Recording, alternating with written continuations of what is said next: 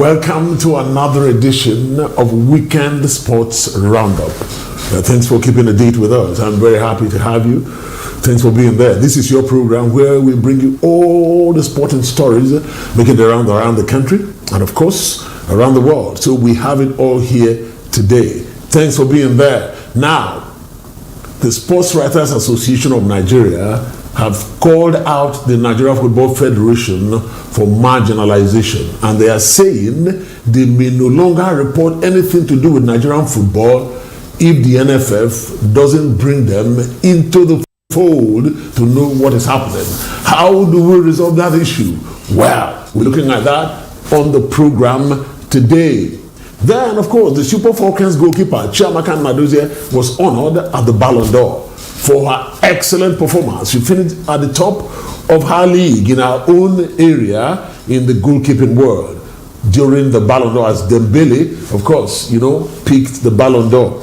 Also, this week, a high-powered Nigerian delegation was in London to present and formally bid for the 2034 Commonwealth Games. Politicians went there. We'll be looking at that issue as our main topic for today. And of course, don't forget, all 4 clubs of Nigeria involved in CAF competitions have crunch matches this weekend. We'll be looking at it and so many other stories as this under-17 team, the Golden Eaglets. They are in Yamoussoukro, Côte d'Ivoire, and they have a game coming up later this afternoon. We will have their media officer speaking with us all the way from Yamoussoukro on the program today. You'll get all this only if you don't go away. So stay tuned as we take this short break. When we come back, you'll get to meet my guest. Don't go away.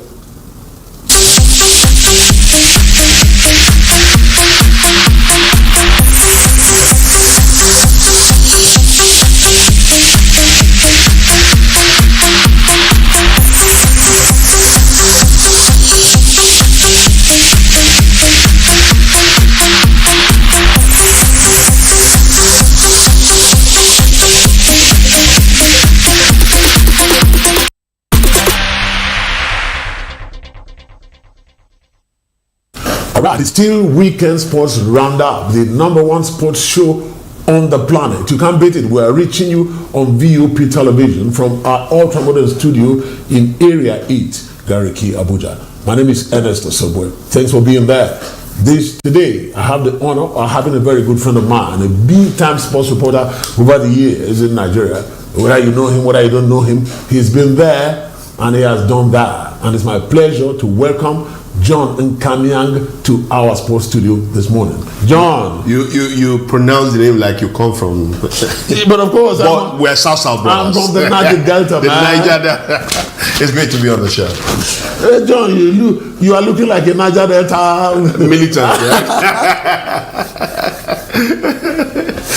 You're welcome to the studio, John. Thank you. All right. Within the week, the national body of Sports Writers Association of Nigeria almost called out all journalists. Stop writing about the NFF. They have refused to put the SWAN on the board of the NFF so we can also help them, to advise them, to guide them.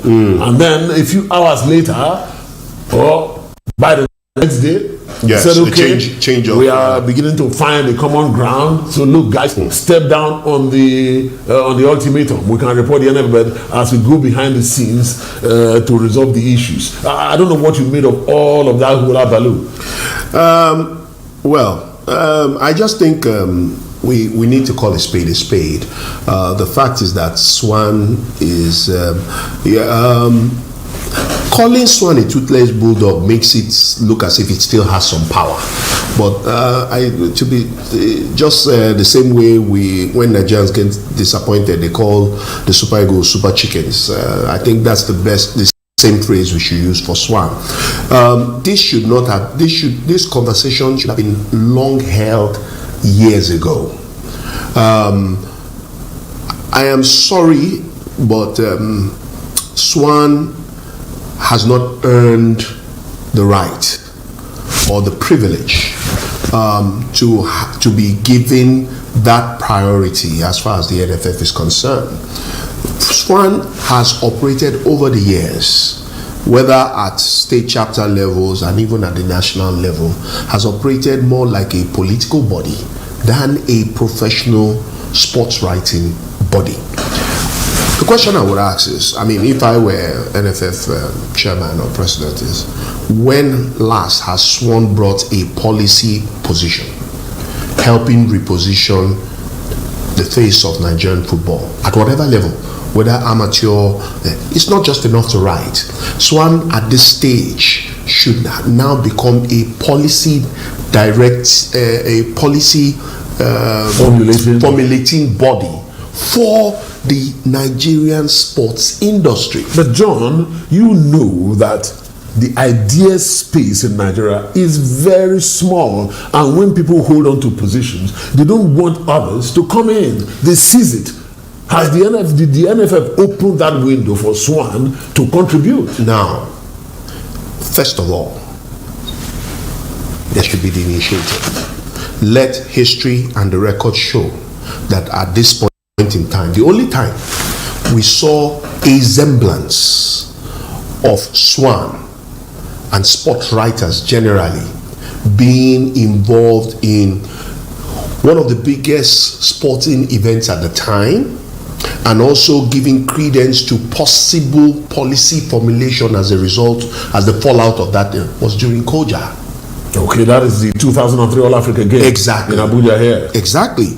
Because we had an Amos Adamu who saw the need to actually carry key stakeholders along in the organization, execution of that All-Africa Games hosted in Nigeria. And I think that was what motivated the government of the day, the government of Olusegun Obasanjo, to give its full support, because it wasn't a political thing. It wasn't about quote unquote so-called sports administrators or political appointees, but he could see various stakeholders, interest groups in the Nigerian sports industry being represented and carried along. But John, I don't you think that this move by SWAN is a way of calling NFF? We are here. You need to recognize us. You're saying they are a toothless bulldog. I don't know whether this is an opportunity to use that. I agree with you. Trigger that the NFF took note of what they did. I agree with you to a certain extent, but we must understand that SWAN has lost. Since you're saying that, John, you were a senior member of SWAN. I don't know whether you are active now, but what do you think SWAN needs to do to put themselves in that position that you think they should be? Well, fortunately, the current leadership of SWAN here in Abuja, in the FCT, okay, in the FCT, a colleague and friend and brother. Yeah, he's been on this show a couple of times. Yeah, and we've had conversations, and I told him, I said, look, at this point in time, to truly reposition and redirect SWAN, a lot of training has to be done. Well, with the idea of let's weed out this, because you have a lot of people who don't have. In the past, for you to say you're a true member of SWAN, you must have a platform for which you write for, you report for. That is correct. We have a lot of people who don't have platforms, but thanks to the era of social media and digital online media, everybody has blogs, and all of that. So everybody can now claim that. But I have a blog. I have about anything between 500 to 5,000 people who follow. So not to dissuade them from pursuing their passion. What you need to do now is to standardize and professionalize SWAN, and it starts with reorientation and continuous training opportunities. So practicing sports journalists begin to see themselves as professionals. John, look, you want us to take into I don't want us to take. You know what? No, let me tell you where it's going. Okay. At that point, a NFF, a AFN, name whatever federation, will no longer see SWAN as a bunch of hungry journalists,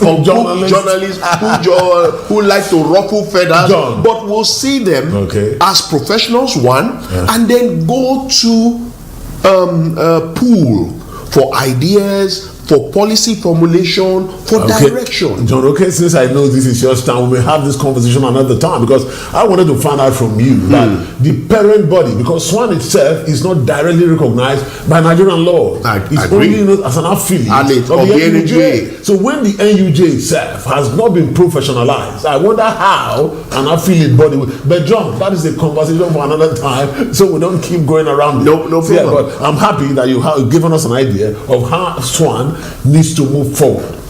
Recently, just a couple of days ago, our very own Chiamaka Nnadozie, the Super Falcons goalkeeper, was honored at the Ballon d'Or, coming forth of all the goalkeepers in the world as a number 4 best goalkeeper at the Ballon d'Or. I don't know, I was very excited myself.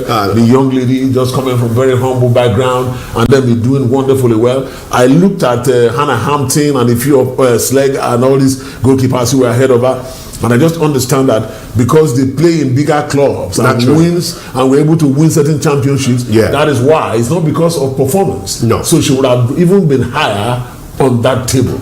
Yeah, there she is, that event at the Ballon d'Or. Yeah, so I don't know. How do you feel about it? No, I think we must give her kudos, continually flying Nigeria's flag, ensuring that Nigeria consistently is recognized amongst the Committee of Nations when it comes to sporting activities, especially as far as the round letter game is concerned. I also agree with you that she probably didn't win the Ballon d'Or because, as compared to the top 3 ahead of her, they play for bigger clubs. They have won global championships and trophies that if she probably had that same push platform, she probably would have been top 1, top 2. No, John, you're here. I don't know. What do you think? Let's talk about. I wish we had copyright to play videos of the saves that this young lady makes. Fantastic. Absolutely. She's on spot on. What I'm saying. She reads the game. I mean, her sense of the only other player I remember that had that kind of ball sense, Kanu Nwankwo back in the day. You could compare Kanu Nwankwo to a Effenberg of Bayern Munich. I remember Effenberg. This blonde head. My goodness, John. Of back in the day. So she reads. She manages. Yes, Stefan Effenberg. She manages her defense line. She marshals that defense line in such a way it narrows the angles. She can see any loophole is where she's covering. Exactly. Fantastic. And those are the traits you need from a good goalkeeper. That is correct. You could compare her to the likes of Oliver Kahn back in the day. Let me pull your legs. Yes. Possibly we should draft her to be super agent. It's not a bad idea. The question is whether FIFA would allow, because we have to be frank. We have a goalkeeping deficit in the Super Eagles. Absolutely. That's why I said that. We have a goalkeeping deficit, and again. You see why it dovetails to how we started this conversation with SWAN. A SWAN would have been able to tell the NFL. Will they listen? No, but it's on record. Oh, okay, that is true. I love that. It's on record. I think it's what I tell Nigerians all the time. Don't say it will not work. Put it on record. Make sure you put it history, on the record. Posterity. That is true. But for me, I think, look, I would rather prefer an Okoye if you ask me. I think Okoye has more of this and that. He's agile. He's quick on the ball. I agree. Maybe the only edge Nwabali has is the fact that Nwabali shows this maturity. He's been at it.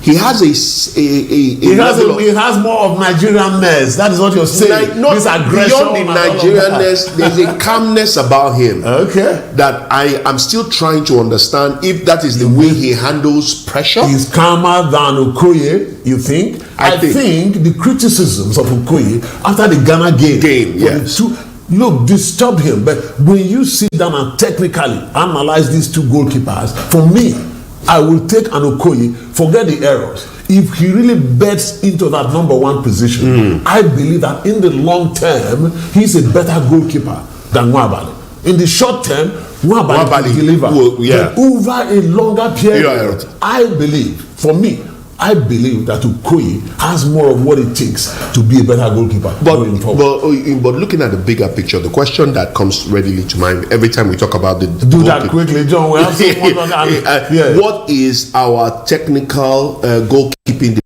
department doing? Look, John. That is the big question. Are they telling me that there are no young upcoming goalkeepers in our leagues, from the MPFL down to the NNL? No, but of course, John, if you ask this question, it means that you're not following the Super Eagles very well. Harcourt is just 15 that Richard injected into the Super Eagles in the last lineup. Yeah, so he's just 15. We need to have a conveyor belt. That is correct. That throws up the best legs, best hands at every point in time, making the job of a CGL easy. Okay, see, we are still talking about the Ballon d'Or. Of course, Aitana Bonmati won it for the ladies, and of course, Ousmane Dembele picking it for the men at the Ballon d'Or ceremony. So we are not accused of only concentrating on what is Nigeria. Here, there you have her, Aitana Bonmati. That's her third Ballon d'Or. And of course, it's like we're having the female version of either the Cristiano Ronaldo or Lionel Messi. They're not talking about Ousmane Dembele. You know something, John? Very unusual pick. When we win, people win this Ballon d'Or these days outside of Messi and Ronaldo. We begin to look at them. Is this guy such a great player? What did he do? Is it because his club won a championship? So, these are the questions we ask, because we don't see that individuality in their play that really makes them to stand out. Well, maybe they did well for their club, but look, that thing that makes you stand out across board, that everyone will say, yes, this is Ronaldo, this is Messi, is lacking when other players win the Ballon d'Or. We need to be fair to footballers. When we're judging footballers, I think we need to remove Messi, remove Ronaldo, and put them on one side. Those guys are, that's why we call them are devils. No, that's why we call them goats. Greatest of all times. They belong to a class of elite players. You have professional players, you have elite players, just as you have elite athletes. A Cristiano Ronaldo, a Lionel Messi, they belong to the class of elite athletes. Okay, so we should not be judging we should, anybody because at their own standards those guys have placed. It takes exceptional players to ascertain that level of greatness. We're talking about the greatest of the greatest. It's like talking. These guys have entered the class of the Diego Armando Maradonas, Pelé, Nascimento, George Best, Frank Beckenbauer. Of course, the guy I like very much, David Beckham. David Beckham, even though, to be honest, David Beckham was an average player, but his ability to bend it like Beckham gave him that edge. An extra edge. Do you understand? So when you begin to look at those guys, or an Eric Cantona till tomorrow, the French will tell you the king. He's referred. So once you edge into those kinds of players, you have gone into another realm. So Dembele is a professional player. And that's where I had a similar discussion with some colleagues, and I told them, I said, that's why I like FIFA. They will give you the technical background as to why they came to the conclusion that this is the person. So Dembele is not an average player. He has also proven that both for club and country, he is consistent. I remember him being tutored at Barcelona by Messi. Exactly. He was only calling Osman, do this, do that. Though the younger generation were rooting for Yamal. Yeah, he has a lot of years ahead to win his own battle. And I like the young man's character. He understands that he's got time ahead of him, and he's enjoying playing football, and which is something that Nigerian players are yet to understand. For you to get to a point in your career, I think the only player I know that enjoyed playing football, enjoyed playing football, JJ Okocha. Don't go there. Thank you for mentioning JJ on the show. All right, and of course, moving away from football now briefly to our main conversation for today. And I don't want to sound like a broken record, because I've been bringing this issue up over and over on this show, but it is there, it's hanging in there, and we need to talk about it. Nigeria sent a high-powered delegation to officially stamp Nigeria's name as bidding to host the 2034 Commonwealth Games within this week to England. It was led by Hannatu Musawa, the Minister of the creative economy and of culture, the Minister of Culture and Creative Economy, along with the chairman of the National Sports Commission, with other the NOC government chairman. NOC chairman was there. The DG of the NSC, of course, was there. Nasara Ilo, the man they said leading the charge for Nigeria's bid for the 2034 based on experience from Koja and a few other persons were there, and so we are still bidding to host the 2034 games, and we understand that the battle between Abuja and Ahmedabad will be decided in just November here, less than 2 months from now. And I'm asking why. John, I don't know what is your take on Nigeria bidding to host the 2034 Commonwealth Games. Not a bad. Yeah, there you see the delegation there. This is them. Somewhere in the CGF, Commonwealth Games Federation headquarters in London. Those are some of the Nigerians there. You can see them. They were having a small meeting first before they went to meet the officials to put a pitch. Look, Nigeria is better than Ahmedabad. We are better than Indians. Give it to us. This and that. Africa has never hosted. These are the arguments. John, sorry for interrupting you. No, it's all right. Yeah. I agree with the standpoint that Africa has never hosted. This is an opportunity to showcase Africa, and most importantly, showcase, quote and unquote, the giant of Africa, and then of course the seat of power, Abuja. Most people across the world know Lagos, but don't really know Abuja. But the question, I think, well over 250 million Nigerians is, why now? Why? What is on ground? We're grappling with all kinds of challenges as a nation. Insecurity, top of the bill. Economy, top of the bill. And a lot of this. But if we look at it from the more productive, positive standpoint, it is an opportunity to boost the economy. I give you an example. When the United Kingdom hosted the Olympics in 2012. Okay. As of 2011, the UK economy was in recession.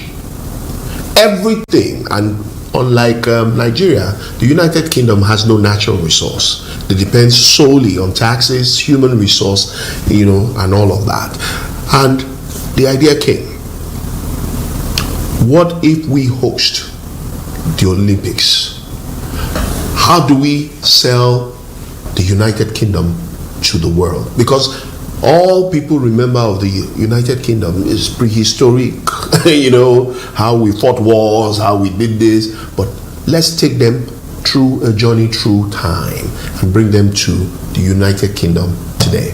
Okay. Immediately after the 2012 Olympics, the government of the United Kingdom declared that the economy had recovered and had surplus.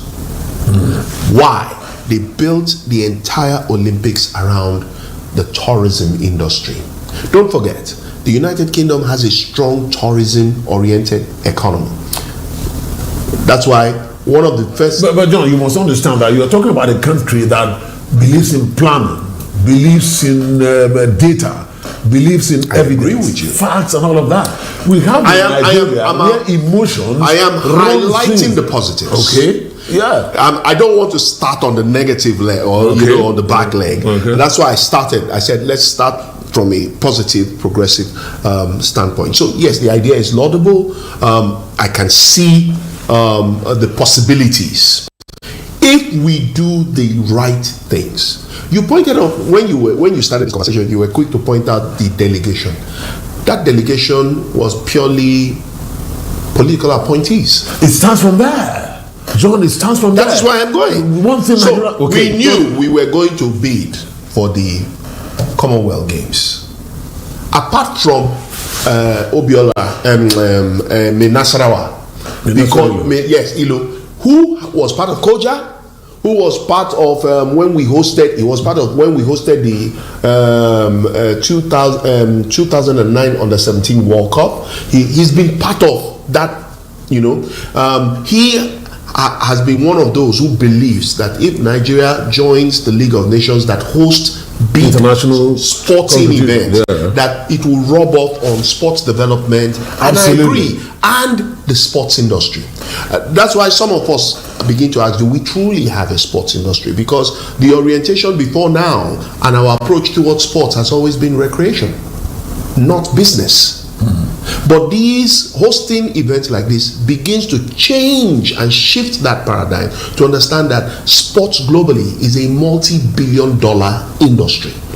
You get my point? So apart from Nasarawa, I don't see any other person. Of course,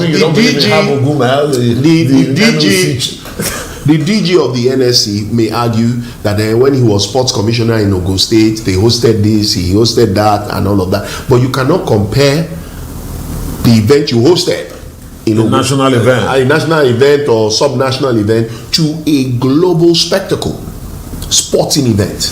You understand? So one would have expected that that team would have been made up of experts, technocrats, people who understand the dynamics of the sports industry, who have in one way or the other been part of organizing relatively, if we can see that picture again, go on. You understand? Similar events, and then you now have the confidence because they will know the conversations to have. They will know what critical the aspects to add to the bid document that will give it weight and depth. John, there is something I have understood about Africans. Africans believe in personalities. If you are coming to my house and you're coming with a chief with all his regalia and all of that, Africans love that. And we translate that into our governance systems, so much so that if Nigeria wants to have a relationship with Europeans, Americans and all of that, they like to take somebody in authority, carry him there. What they don't understand is that Europeans and Americans don't see things like that. Exactly. They are looking at who knows how to do this thing here. It's about results. If they have had public sector players who have made a name, a Dangote, for instance. Thank you. Tedola, who is a, Glow, and these young persons who are coming up in the tech industry, and they are there. Say, look, then the FCT minister, who is in charge of the host city for now, to tell them, I'm going to build this, I'm going to do that. What do you think? Because this is the question I was asking. The planning. The FCT minister is not there. Exactly. These guys are looking at you from when you step through the door. Who are these persons here? Exactly. The FCT, the man in charge of the FCT is not here. I wrote it up. There's a story, just a moment. I'm writing a story now. The person in charge of Glasgow, when they defeated Nigeria in 2014, one of the lead men was like the mayor of Glasgow. I remember. Lead the team. Yes. You are the one who is going to tell us. It's your city. Yes, it's your city. You know it. Yeah, exactly. So you send the delegation with the minister and all these people. And John, I'm wondering, what is going on? We didn't learn anything from the failed 2014 bid? Obviously.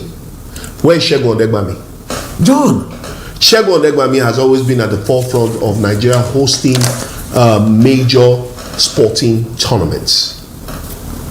We would have tapped from his brain. He was part of the team, though they brought him much later in the last bid that we lost to Scotland. You understand? It just tells you, first of all, I'm sorry, but I have to say this. These guys are not sports administrators. Sports politicians. They are sports politicians, political appointees. We know who the sports industry technocrats are. We know them. John, they are always relegated to the background. John, that's what we're saying. The only man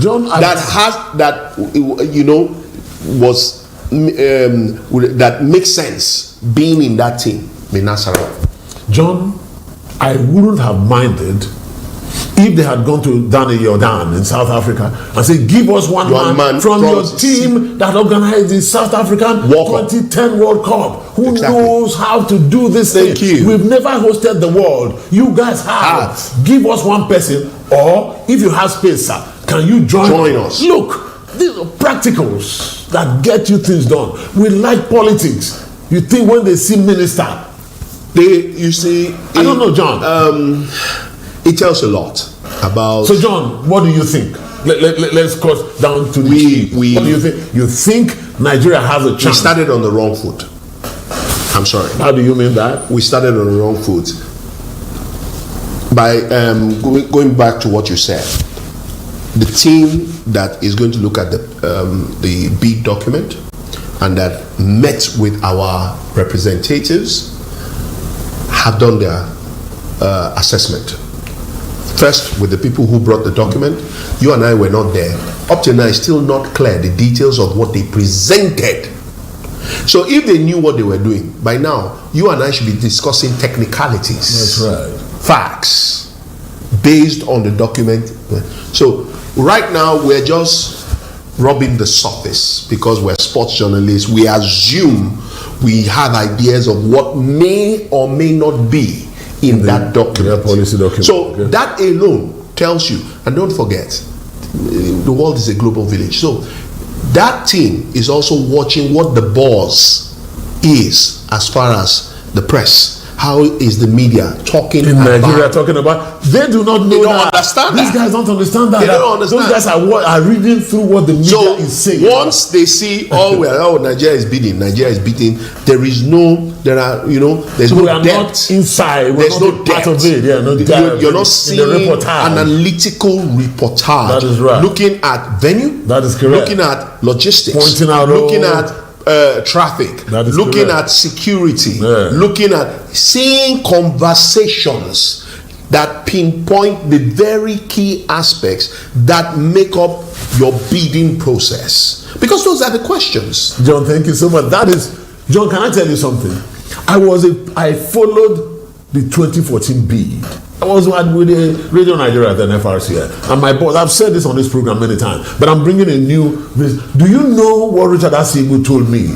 Because he went to Colombo for the voting. When Nigeria lost by 47 votes to 24 to Glasgow, that's Abuja lost. He came back and he told me, he said, do you know what these Scottish people did? They brought 007. James Bond. Connery voiced and narrated the documentary that they presented to the delegates. Because he's a Scot. As a Scotsman, they brought him, an actor, a global figure. They brought Sean Connery to voice and narrate the documentary. They were showing him smiling at the delegates, telling them, look, if you come to my city, you're going to have a great time. We have global figures. It is not just you guys, sports politicians. Who did that team consult with? Who were the journalists? No, they know it all, John, I guess. Who were the members of the 2014? No, outside of Minasara. Outside of, I mean, he's just one man. The team that were part of the failed bid in 2014. Who did you consult with? John, I am here. I know so much about the failed 2014 bid. So John, where is that document?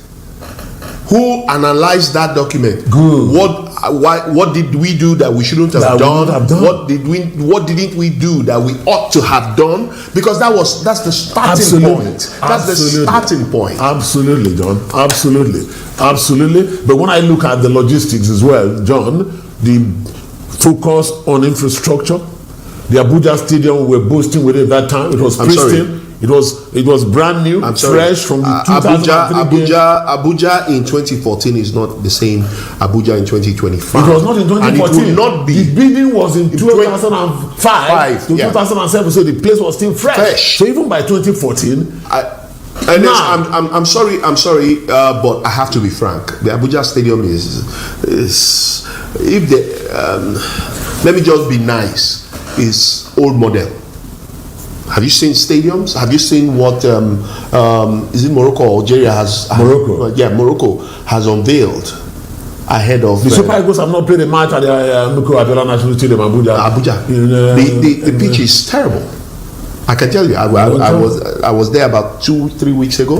The pitch is terrible. Of course, some teams are running up and down on it, but there is nothing about the MKO Abiola Stadium that makes it attractive. That is just one, John. Yes. Where is at least accommodation? Games Village? Exactly. What about internet services? How do you do that? Transportation within Abuja. Are foreigners going to come here and be riding kabu, 4 persons in the back seat and all of that? Abuja doesn't have things like that. Abuja is yet our FCT minister, I must give it to him. In close to 2 years he's been here. He's done things here and there, but Abuja is nothing close to any city that he brags that by the time President Bola Tinubu is done his 2 terms. It has 6 years if you are to take it. So it has he's working on it. 6 years, I agree. But you see, when you are at this point, what I expect from the FCT minister, which is part of what that committee is correct. Absolutely. To parade across media platforms the new Abuja outlook. He was not brought into the picture at all. You understand? By the new Abuja outlook. New road constructions, either ongoing or... This is where we have EMR for the village. This is the groundbreaking. No. Do you understand? So as this committee is looking, they're seeing reportage. And they're like, okay, these guys are serious. They're investing money. Because they're also... They know that one of the reasons, if not the major reason, that you are bidding is because you want to sell your country. You want to boost the global tourism industry. You're bringing the world to Nigeria. So it's going to... Aviation industry will benefit. Hospitality that's will benefit. Micro aspects of your economy will be touched. So because, as I said, the English, they raised the bar, and when they were done, they made the information available. Don't let the Welshman and the Scotsman get angry with you. It is big British. They are saying English. All right, John. Like the Commonwealth Game says, I know what John is talking about. They say, look, it is the people who will welcome the athletes and officials. So the people. And I'm sorry to say, during the bidding in Colombo in 2007, the Glaswegians were all over the streets. Not one person in Abuja was aware that Abuja's fate was being decided. So I don't know. I hope this bid team does a better job. John, I want to thank you. Oh, you are still here with me. All right, we are still on the Weekend Sports Roundup, reaching you on VOP TV from our ultra-modern studio in Area 8, Garki, Abuja. We'll take a short break now. When we come back, we'll be looking at our under-17 team, and of course, the Anyamo Sukro, and of course, the 4 Nigerian teams in CAF competitions and more. Don't go away.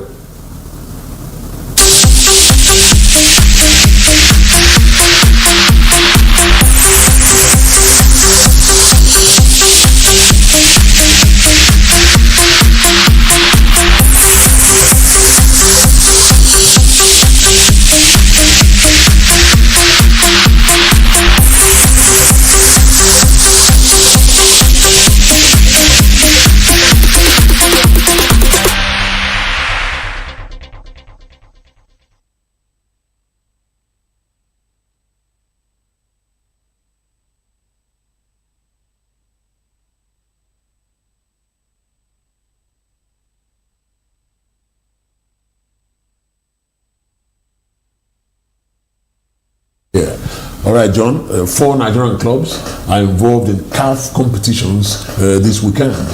Most of the games are taking place on Sunday, tomorrow, and it's looking dicey for one of them, while the others seems like maybe they will do well. The Remo Stars, I'm saying here, Remo Stars have already cleaned up their game. They played already, defeating their opponents by 1-0 to complete, that is a 5-0 whitewash. They beat them already here in Nigeria by 4-0, and they travel to Comoros. That is a Zilimuju of Comoros beat them away by 1-0 to end. So they are waiting for, maybe, I think I understand the South African club is most likely going to be their opponent in the next round. Yes, the Sundowns. They are expected to touch down in Nigeria on the 18th. Let's wait. CAF will still do the normal after qualifications. Rivers United will be hosting Les Aigles de Congo in Uyo tomorrow. They played away a goalless first leg, and then they are back here. Hopefully, Rivers United with our very own Super Eagles legend, Finidi George. I mean, even if it's a 1 goal, they could need that. Abia Warriors are in trouble. Jolie of Mali came here to hold them to a 1-1 draw, and they're traveling away for that, and we don't know how they are going to go with that. And then, of course, the big one where our very own Kwara United went to Ghana to play a classic, an African classic, yes. A 7-goal thriller, and they were edged out just by the odd goal. Yeah. So we are looking at them coming this weekend by tomorrow to see what Kwara United, they will be playing in Abeokuta, to see what they will do. John, what is your feeling about this? Over the years, Nigerian clubs have not been doing well in CAF Championship because our players just run away to anywhere to earn foreign currency, and we don't have the best. What do you think with this not so bad start by Nigerian teams in CAF competitions? Well, first of all, I would like to appreciate the representation. Kwara United, Abia Warriors, Remo Stars, and Rivers United have at least ensured that Nigerian football is still reckoned with across the continent. There was a time where continentally we were almost non-existent. So for these clubs to continue, in fact, at the start of the championship, most analysts had more or less said after the round robin stages, hardly will any of them go into beyond the group stage. But so far, we've seen quality. Look at Kwara United, privately owned club, winning the league, still trying to... That's Remo Stars. Remo Stars, I beg your pardon, and still trying to hold up the ante, as it were. And then the question I ask is, what is the NFF doing? What's the NPFL doing to support these clubs, whether from the technical standpoint? Because John, they must be getting some support. You think they just abandon their teams in continental championships? I believe there is some technical support somewhere down the line. Naturally, we believe, okay. But these things are not, because these are some of the things that should naturally be in public view. That this is the support we're getting from the NPFL, this is the support we're getting from the NFF, because they are not just representing the league, they are representing Nigeria. So there must be intentionality in terms of ensuring that they have the best technical support, they have the best logistics support, if financial support if need be. You understand? And then the quality of play. I think the biggest question that continues to plague us and stakeholders in the round leather game in Nigeria is, what lessons do we learn every time our club sides go on the continent? The only visible lesson that's seen, and we know it, but the question is, have we learnt it enough to know what to do? Is when we are playing North African teams. John, when I'm talking to you like this, you are triggering so many conversations. John, look, you're saying, because this is why I blame Nigerians a lot. Sometimes we say things and we're not realistic with the environment we're in. We are not a nation that keeps records and go back to it to dust it up. That is my point exactly. So look, we need these people on a yearly. If we do that on a yearly basis, yes, we'll conquer the continent. See what went wrong last time. How did? But that is the essence. How did Rangers crash out? What cost it? Rangers, where did it happen? Exactly. Bring the records to the NPFL. Let's go to the NFL. Was it as a result of deficiency from the bench? Yeah. Was it as a result of quality of play? Was it as a... No. We are not a record-keeping country. We just go emotionally. We go win. No. But you see, and that's when you make that assertion, honestly... Oh, so I'm wrong, you mean? No, I'm not. No, hear me. When you make that assertion, what goes on in my head is, how does a Sanusi feel? How does a Gusso feel? When is he looking at it that these guys are criticizing us, or is he looking at it from the standpoint that they made a point? We are supposed to be more technically aggressive. Look, the 21st, 22nd century, as far as this world moving forward is concerned, is about data and data analytics. John, our nation is not an intellectual-based nation. We don't like intellect. We are more about, if you put one Yoruba man here, make sure an Igbo man is there. Make sure a Kanuri man is there. And this is what we are not looking at knowledge. And that is the more reason why we are losing our place, pride of place globally. That is correct. Because the world cannot understand how a Nigerian can be one of the top brains in NASA? How a Nigerian can be the front runner in brain surgery and neurosurgery, and then the country, John, is way down the ladder? That is just it. So it goes beyond just Sanusi or the NFL. There is a system on ground that is not about the most knowledgeable person. It's about balancing the acts, and that is the big challenge that we have in the country. I don't know, our time is far going. Even I wanted to ask you, how far do you think any of these clubs will go in this championship? So for some, I'm rooting for Remo Stars. Okay. You don't see Finidi enjoy pulling something? Finidi, my worry for Finidi is whether he has everything he needs at his disposal. Okay. So yes, I'm rooting for Remo. I'm also tilting towards Rivers United because of Finidi, experience, exposure, and but so yeah. I'm putting my money on Remo and Rivers United. That's in the CAF Champions League. Okay, let's see how that goes. But of course, the Nigerian under-17 team has a game later tonight. And just a few moments ago, I was online with my younger brother. He likes to call himself Francis Archie, the media officer for the Golden Eaglets, all the way in Yamoussoukro. So let's quickly listen to him, what he had to say to us here, and then we'll come back to the studio to look at how the Golden Eaglets will fare in the WAFU B Championship taking place in Côte d'Ivoire. Okay, thank you for having me. Okay, from the camp of the Golden Eaglets here in Yamoussoukro, I just want to give you update. Now, by 4 p.m. Nigerian time, 3 p.m. Ivorian time, the Golden Eaglets will play final against the current champions of this tournament. I'm talking about the defending champion, Burkina Faso. They are the defending champions. They won it last year in Ghana, defeating Ivory Coast in final. But today's game is a very crucial game for the Golden Eaglets, because right now the Golden Eaglets, they are topping the group with 3 points, with more goals scored.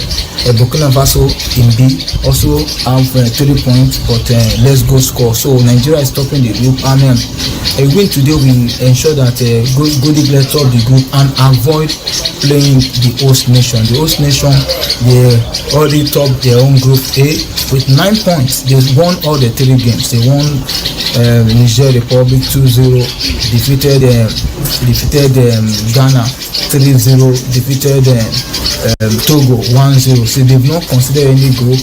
They are very, very formidable, looking good, but no problem. So the Golden Eaglets will be fighting out against Burkina Faso with that mindset that if you can get a draw, fine, you top your group, you avoid the host, you play Ghana, whichever way, anyone you want to play, you play. But the most important is that get the result that you need today against Burkina Faso and remain in contention for qualification for final, because in this tournament, only two teams will qualify from this tournament, from WAFU B tournament to AFCON under-17 tournament next year. So there's a need for the Golden Eaglets to remain focused, and I want to let you know that the players are good. They are in high spirit. There's no injury concern. Everybody is okay. Davido Ede, the captain of the team, has fully recovered from the injury he suffered against Benin Republic that made them to remove him in the second half. He has fully recovered. So today we look forward to having another very good game we look forward to having a very good game today by 3 p.m. Nigerian time, Ivorian time, and 4 p.m. Nigerian time. So that is it. Have a great day, my brother. All the best. All right, there you heard it. He's popularly known as Totori Master by his friends and his colleagues in Abuja here. Francis Archie, the media officer for the national under-17 team, the Golden Eaglets, speaking to us there all the way from Yamoussoukro in Côte d'Ivoire, where the Golden Eaglets will be having a game today, 4 o'clock. In just about 4 hours time or thereabout against the the baby stallions of Burkina Faso, and we hope that they get the victory so that they can move up to the CAF championship, or this is the semi-final of the CAF B that they are playing. So hopefully they will make it and they move forward. You heard it there that Côte d'Ivoire is yet to concede a goal. They've been smashing all their opponents. So look, we should just say, John, I don't know what you think. Quickly, our time is fast running out, and we still have so much more. Yeah, I think the team, with the reports coming from camp, and of course the report by our brother Archie, shows that the boys are confident. They seem to be focused. The technical team is quite experienced, and they are coming on a high because of their victory against Benin Republic. That is correct. By 4-1. Yeah, 4-1 trashing. So I mean, psychologically, it looks as if the boys know what they have to do this season. John, I remember some years ago, the Golden Eaglets are in the championship. The whole Nigeria is aware. I mean, even my assistant here is not aware that Golden Eaglets have an international competition. Nigerians, they've lost that. There was a time they were like, just like the Super Eagles, the darling team of Nigerians. It's sad. It's sad, but you see, we also must take responsibility. We're talking about the vociferous state of the realm, the media. That is why when we started this conversation at the start of the show about Swan, I said Swan has not truly embedded itself properly within the because that's a Swan member, exactly. So this interview and I mean, from the minute the under-17 left the shores of this country, the information should have prorated across social media platforms. The same way the Falconets were able to drive and galvanize support. That should be the template for all the national teams. Okay, we'll take that advisement going forward. But of course, some games will be coming up in the English Premier League today. If we can see the fixtures today, tomorrow, and on Monday, we have Monday Night Football, and that will be West Ham and Everton, I think. But of course, this is the games for today. Brentford taking on Manchester United, Chelsea, Brighton, this is Crystal Palace, Liverpool. You know, this is part of what is making Nigerian football, not so popular, because there is no deliberate policy to ensure that bigger leagues like this don't infiltrate Nigeria. Everywhere you go, I was on a public transport, and all I was hearing was about the English Premier League. You can't blame them. They've done their homework. There was a time where the English Premier League was the bottom. And what did they do? This is the game for tomorrow. Yeah, for tomorrow, Aston Villa, Fulham, Newcastle taking on Arsenal. That's one game I intend to watch. And of course, the Monday Night Football, we have Everton and West Ham. In the past, you would say this is an evenly matched game between Everton and West Ham. But this new season, going into this new season, the English Premier League seems to be a little bit unpredictable. Very, very unpredictable. I agree with you. Of course, in the MotoGP, we can see the standings where Marc Marquez is 182 points ahead of his brother, who didn't come up. That's Marc Marquez there. His younger brother rides for Gresini. He's expected to win the title by tomorrow if he can ensure that he's no more than 7 points behind his brother. 182 points with so many on the circuits to go, so many competitions to go within the season. Marc Marquez will be winning his 7th title, senior title, after taking 2 junior titles, and then he will be there with Valentino Rossi as the only 2 men with 9 titles across MotoGP. I was just going to say that it seems Marquez has studied the template of Valentino Rossi he won't say that they are competitors and they have 2 different styles. I agree with you. But Marquez has brought a totally new dynamics to MotoGP. That is Marc Marquez there, one of the best motorcycle riders in the world. Yes, that's good. As our time begins to wind down, let's see if we can look at Europe. Is already taking a lead in New York. Over the Americans in the Ryder Cup. They are 5.5 points to 2.5 points. That's a 3-point lead as they go into the foursomes today. I think we have the fixture for the foursomes. If we can just quickly show that, let's see if we can talk about that briefly. Our time is up. We have Justin Deschambeau there, Bryson Deschambeau. That's the score there. The US. You have the usual Fitzpatrick and the young taking on Abeg and Fitzpatrick. Fleetwood and Rory McIlroy will be taking on English and Morikawa. That is in the foursome, and at the end of today, we'll know whether USA will be able to close the gap to that 3 points. But some people have said that the man who takes the lead from day one usually ends up winning. That Saturday is so traditionally and very important. So today's playoffs will show whether US will overturn the European lead and take the lead. And of course, the Europeans are the defending champions, and that's about where we'll be pulling the curtains. Time is not our friend. I'm sorry, but don't forget to keep a date with us next time. John, I want to thank you so much. It's a pleasure. For being here. You are bringing us into look, we are Nigerians. We like beans, gari, and yam. That's the kind of conversation we never chop.